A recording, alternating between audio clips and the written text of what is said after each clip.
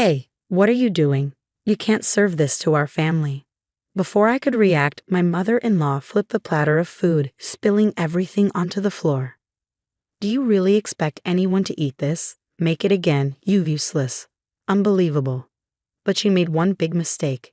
My name is Christina, and I'm a 42-year-old stay-at-home mom. I live with my husband, Peter, our 14-year-old daughter, Karen, and my mother-in-law. It's been only 2 years since we moved in with her, but I feel like I'm at my limit. She keeps criticizing me all the time. Christina, why isn't dinner ready yet? Sorry, I got home late from work. Work? You put work before family. If your job takes that much time, just quit. I can't do that. We need the money. You, shut up. If you're going to do housework, then don't work at all. But I couldn't quit. Karen is in 8th grade, and soon she'll take high school entrance exams. She'll need tutoring, club fees, school trips, and new supplies. And after high school, there's college. On top of that, I need to save for retirement. Yet my mother-in-law keeps telling me to quit, as if she's trying to make my life harder. She raised 2 kids. She should know how expensive it is. She was the one who asked us to move in after my father-in-law passed away. She told my husband she was lonely, and he felt bad for her. I never wanted to live with her, but I agreed for his sake. And now she complains about everything I do. And that's not even the worst of it. She does other frustrating things too. Hey Mom, did you eat my cream puff? Karen asked one day. Huh? No, but it's gone. Grandma, did you eat it? Cream puffs. I don't even like those, she snapped. Then who ate it? I don't know. Either you or your mother is lying. I'm not lying. I didn't even get to eat it. You're probably just pretending so you can get another one. I would never do that. Sure you wouldn't. Stop accusing me. You have no proof I ate it.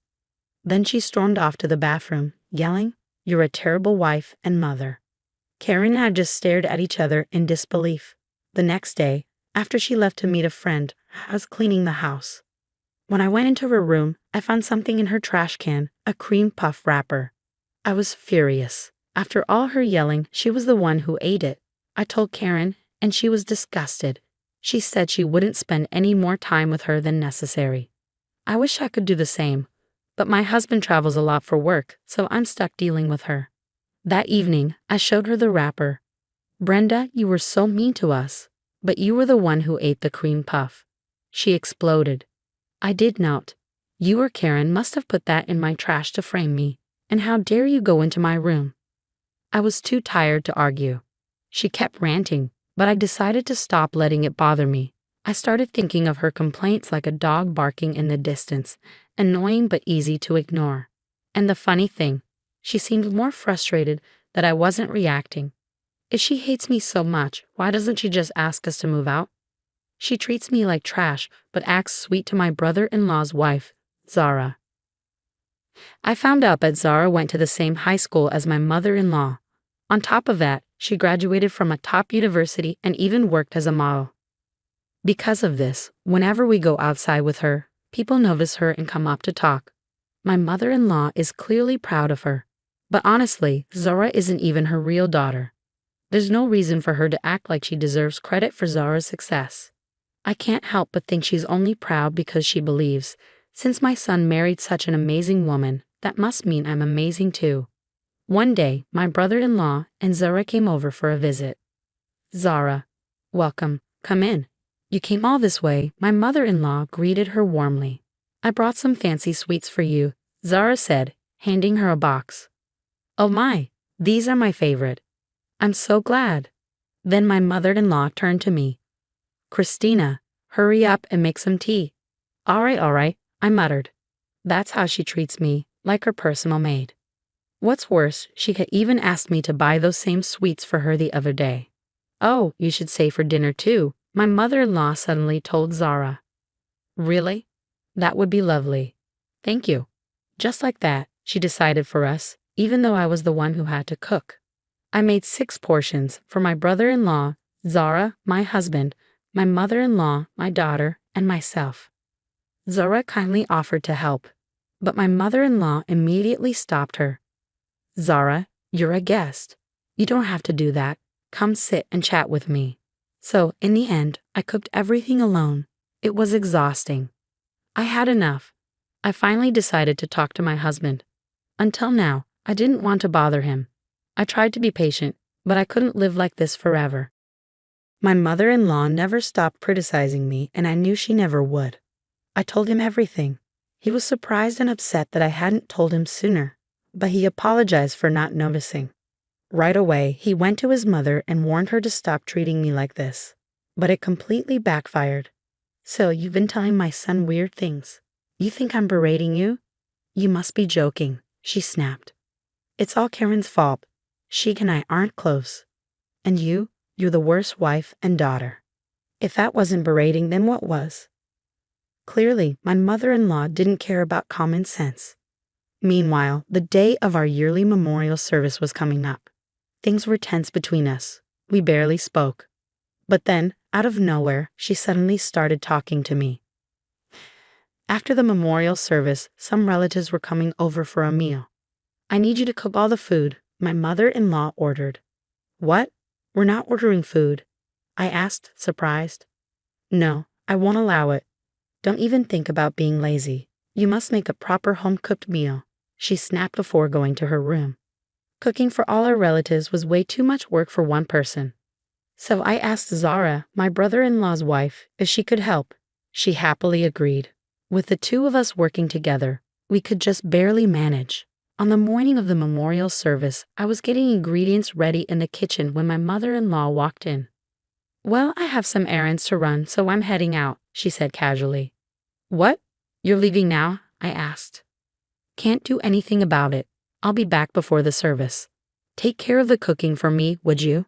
And just like that, she walked out the door. She probably thought I would ask her for help, so she ran off to avoid it. But honestly, I was relieved she was gone.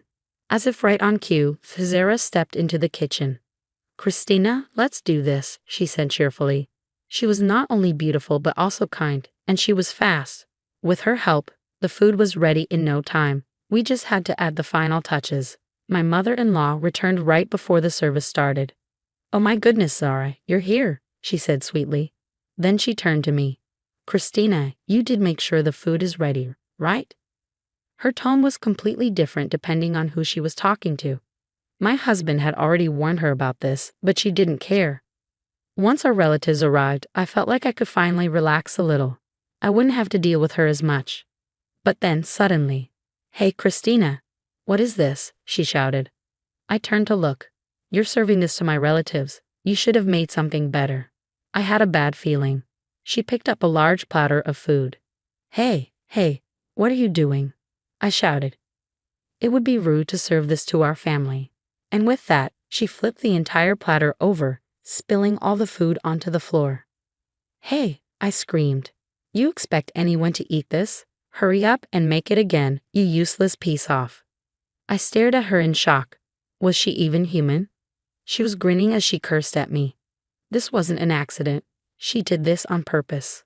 No matter how well I cooked, I realized then, she was always going to find a reason to ruin it. But my mother-in-law had made a big mistake. I didn't make that food, I said. What?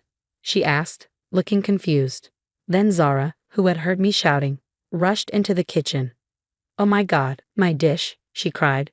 My mother-in-law's eyes went wide. Zara made this dish, I said. I thought you were cooking everything today, she stammered. I couldn't make food for all our relatives by myself, could I? That's why I asked Zara for help. We worked together to prepare it, and you just deliberately knocked it onto the floor. Zara gasped. Oh, Brenda, you did that on purpose. That's awful. Why would you do something so mean? Oh no, I just thought Christina had made it. My mother-in-law stuttered. So if Christina made it, you would have thrown it on the floor? Zara asked. At that moment, Peter, my husband, arrived. My brother-in-law, hearing the commotion, also came over.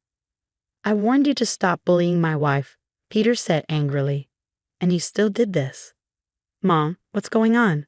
My brother-in-law asked, frowning. You've been treating Christina like this? That's disgusting. No, you're misunderstanding. My mother-in-law protested. You thought I made the food, I said.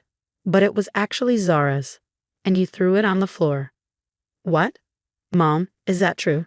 My brother-in-law demanded. It was an accident. The platter just slipped from my hands. She tried to explain. But then my daughter stepped forward.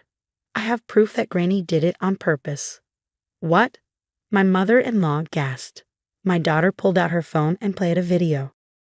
On the screen, my mother-in-law was clearly shown yelling at me, picking up the platter, and dropping it on the floor. It was recorded perfectly. When did you record this? I asked.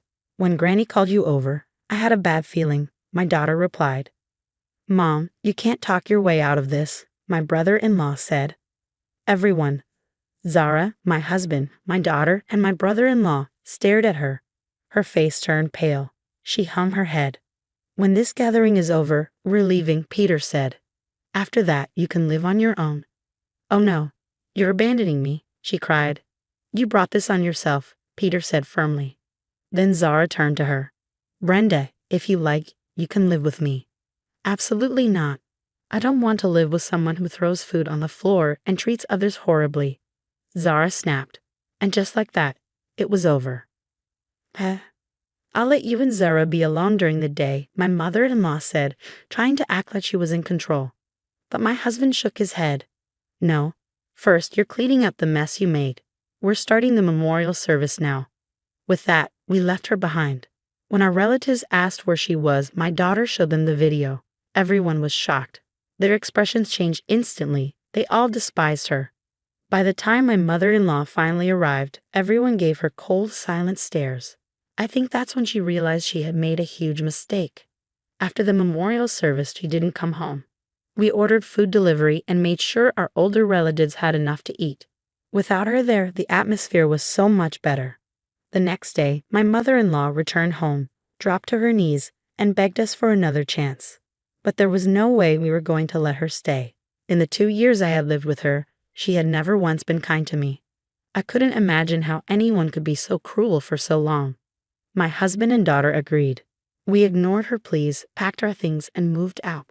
My brother-in-law and Zara had already cut ties with her, blocking her on everything. We did the same. She was completely shut out, not just by us, but by all the relatives. No one invited her to family gatherings anymore. I have no idea what she's doing now. I assume she's living alone, lonely, and regretting everything. But that's her own fault. As for us, we're happy in our new home. My husband never doubted me, and I was grateful that he stood by my side. With him, I know we can handle anything. Together, we'll continue to support our daughter and create a joyful, loving home. People who deliberately ruin food and treat others badly deserve to be left behind. It's strange how my mother-in-law turned out like that when her 2 sons are kind and normal. Well, in the end, everyone abandoned her. And honestly, it felt good to see her face when she realized it. I hope Christina lives happily ever after with her wonderful husband and smart daughter. Thank you for reading. Please subscribe to our channel. I hope to see you in the next video.